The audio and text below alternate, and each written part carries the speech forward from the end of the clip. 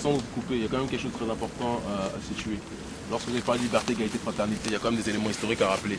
Quand on parle de liberté, égalité, fraternité, à l'époque où cet adage a été, je dis bien adage, a été prononcé, liberté, l'égalité, la fraternité n'existaient pas pour les Noirs puisqu'ils étaient encore esclaves. C'est quelque chose qu'il faut rappeler. Et quand on parle de l'histoire d'un pays, il est nécessaire de parler de tous les chapitres de l'histoire. C'est une suite logique d'événements. La situation dans laquelle on est plongé ici n'est pas due simplement au fait qu'on est en banlieue. Parce qu'aujourd'hui, que vous soyez d'ailleurs riche ou pauvre, et c'est pour ça qu'on a voulu vous emmener ici et non pas se réunir ailleurs. Vous pouvez être noir et vivre dans le 16e, mais de toute façon, face au contrôle, au passé de la police, vous serez toujours considéré comme un citoyen de seconde zone. Il y a un regard, et peut-être même émanant de vous, il y a un regard racialiste, un regard raciste qui fait que, comme le disait mon petit frère tout à l'heure authentique, le repli identitaire n'est pas vécu comme un repli de frustration, mais comme un repli de dignité. L'unité parmi les nôtres permet de mieux s'unir avec le reste de l'humanité. Ce n'est pas du racisme que de déclarer ça. Et pour conclure dessus, quand on demande qu'est-ce qu'on veut, vous demandez qu'est-ce qu'on veut. Ben, la justice, de toute façon, c'est pas ce qu'on veut, c'est ce qu'on va arracher. On va arracher la justice par rapport, vous nous avez parlé de l'esclavage, on dit que la dernière fois qu'on s'était vu, vous dites que c'est génial, ça a été reconnu comme crime contre l'humanité, de quoi se plaint-on? Mais je suis désolé, la Shoah, ça a été reconnu comme crime contre l'humanité, mais il y a eu des dédommagements. Où sont les dédommagements, nous? 95% des richesses sont tenues par 5% de la population. On nous parle de décolonisation, l'Algérie aujourd'hui, les attentats qui sont fomentés, on sait très bien qu'ils sont fomentés par des organisations qui sont en réalité utilisées, usitées par les officines qui sont à la tête de ce pays. Ce n'est pas de la paranoïa raciale, c'est une constatation d'événements tragiques qu'on ne peut que regarder tels qu'ils sont. Voilà. Mais moi, au-delà de ce débat d'idées qui est intéressant, mais ce que je veux ce je veux savoir, c'est concrètement, donc ok, vous voulez être dédommagé de cette situation, mais qu'est-ce que vous attendez aussi dans la vie quotidienne, dans la vie de tous les jours? Vous nous parlez des cités où on entasse les gens. On va vous répondre. Qu'est-ce que vous attendez? On a du mal à comprendre ce que vous voulez. Mais c'est ça qui est dommage, c'est ça qui est dommage. Parce que visiblement, quand c'est le cas d'une autre communauté, vous n'avez pas beaucoup de mal à comprendre parce que vous êtes tous plongés pour aller justement les dédommager, quitte à vous couper les bras pour qu'ils soient dédommagés. Cette communauté, on la connaît, la communauté juive, et gloire à elle d'avoir obtenu ces dédommagements, il n'y a pas de problème. Mais on trouve que c'est dommage que cette grande communauté, vous ayez tous compris à la seconde même où elle a levé le doigt ce dont elle avait besoin après la Shoah, qui a duré 6 ans, et nous, pendant 400 ans d'esclavage, ou la colonisation pour l'Afrique noire et le Maghreb, etc. Là, quand on parle des dédommagements, ben, on ne comprend pas concrètement qu'est-ce que vous voulez. Des bâtiments, des meilleurs. Il faut être sérieux un minimum. Le premier dédommagement commence déjà par le dédommagement pécunier. Il y a des professeurs comme Leonard Jeffries aux États-Unis, ou comme Monifique était à Santé, qui ont déployé, qui ont étudié cette logique de dette qui non seulement doit être reconnu de manière symbolique, mais de manière active. On vous a parlé d'un exemple précis, on vous parle des Antilles. Quand on sait que 95% de la population est noire, est-ce normal que c'est soit 5% de la population, à savoir les béquets, qui contrôlent les 90% ou 95% de l'île? Ça, c'est quelque chose de concret. Et si vous ne voulez pas le comprendre, il faut que vous compreniez qu'il y a les enfants de ces gens-là ici qui sont en métropole et qui, eux, le comprennent. Quand on parle de concret par rapport au dédommagement, nos pays, en Afrique noire, quand on sait que ce sont des vallées qui sont à la tête de ces États-là, qui sont mis et qui musaient, j'ai envie de dire, la population, dès que la population se lève, nous, en tant que diaspora, ce diaspora est un terme important et on sait historiquement ce que ça veut dire, on a cette possibilité de faire contrepoids puisqu'on sait que la politique du Sénégal, la politique de l'Algérie, la politique du Bénin, la politique du Cameroun, etc., se décide ici, entre autres. Donc, quand vous parlez de dédommagement, on demande déjà à la pieuvre d'enlever ces tentacules des pays dans lesquels on est installé. On n'est pas là pour demander à voir, allez, on veut un meilleur parc, on veut des plus grands cages de foot, etc. On fout de ça. Parce que je vous dis une chose claire, et je pense parler pour tout le monde en disant ça, le jour, à la seconde même, où on lâchera les pattes de notre continent, la seconde même où on remboursera, parce qu'on nous parle de dette, j'entends le... C'est-à-dire que le pays qui... L'oligarchie, ouais, c'est ça, il nous pille, et en plus, on est endetté. C'est quand même assez extraordinaire d'entendre ça. Et c'est ce degré de schizophrénie, de débilité, c'est pour ça que quand on parle de concret, ça c'est très concret ce qu'on dit. C'est très concret ce qu'on dit. Parce que je vous dis que la France sera beaucoup moins noire, sera beaucoup moins arabe.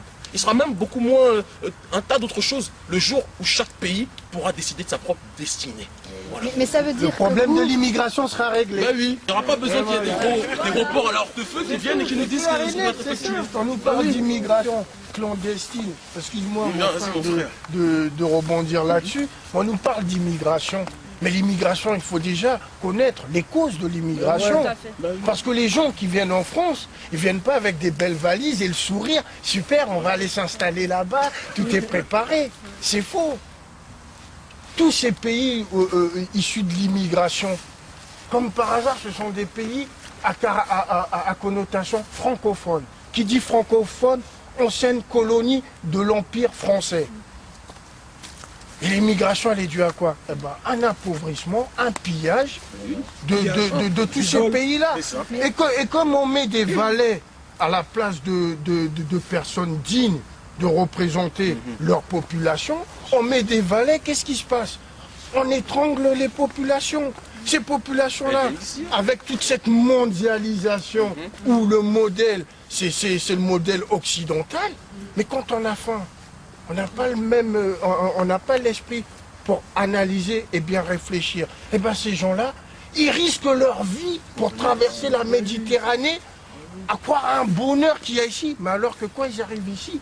C'est notre souffrance. Mais ça veut dire que vous êtes mal en France et que si tout cessait, vous retourneriez en Afrique? Bah oui, tout à fait, bien sûr. Parce que là, en fait, excuse-moi de te couper, mais là, en fait, on est en train d'analyser le problème. Dans les médias, on n'analyse pas le problème. On voit seulement la surface. On voit, on brûle des voitures. Pourquoi on brûle des voitures? Le but, c'est pas de brûler les voitures en soi.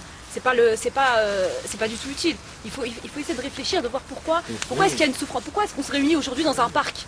Pourquoi on est ici debout? Moi, ça m'amuse ici. Je suis congelée. Voilà, ça m'amuse pas du tout. C'est que là, il y a un réel problème et il faut essayer d'aller au fond du problème. Le fond du problème, c'est ce qu'on est en train de dire, c'est la post-colonisation. Au départ, il y a eu quoi? Il y a eu l'esclavage. Ensuite, il y a eu la colonisation. Et maintenant, il y a l'immigration.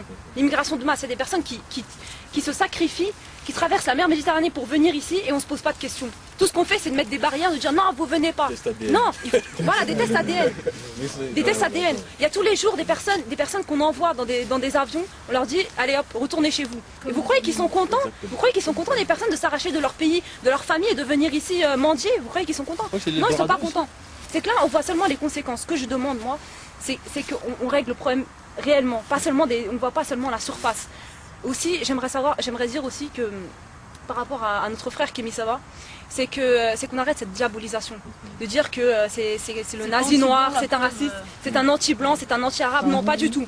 C'est que là, on s'est retrouvés sur des idées. On s'est retrouvés, il y a un consensus sur ce problème-là, sur cette souffrance-là.